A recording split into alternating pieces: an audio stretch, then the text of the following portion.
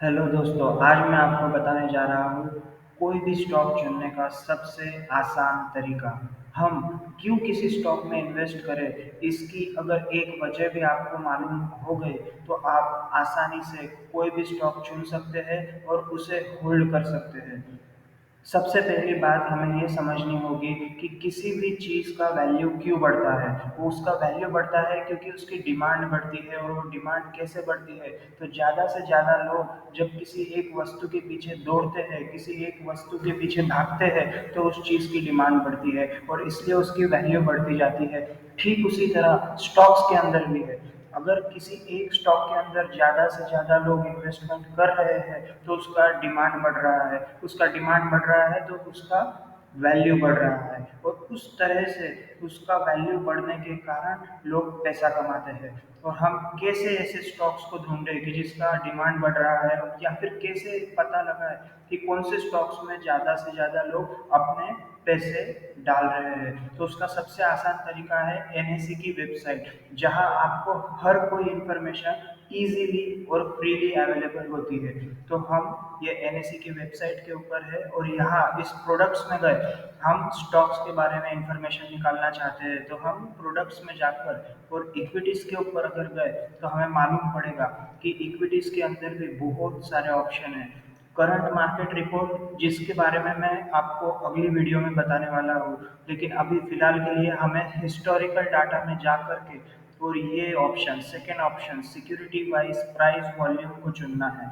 यहाँ पर अगर हम गए तो हमें ये आएगा, सिक्योरिटी वाइज डाटा पूरा हमें मिल जाएगा।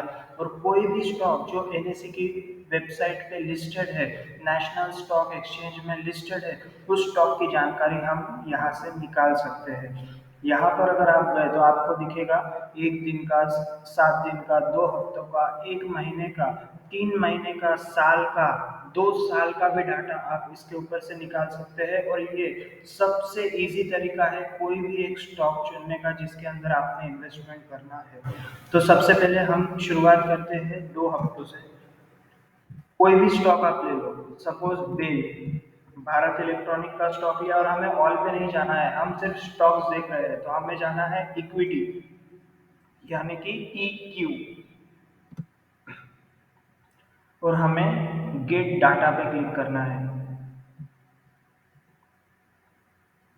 और ये आ गया हमारे पास 2 हफ्तों का पूरा रिकॉर्ड। तो हम देख सकते हैं कि कितना कितना इन्वेस्टमेंट, कितना डिलीवरेबल क्वांटिटी, इसका मतलब है कि कितने लोगों ने उसके अंदर इन्वेस्ट करके रखा है।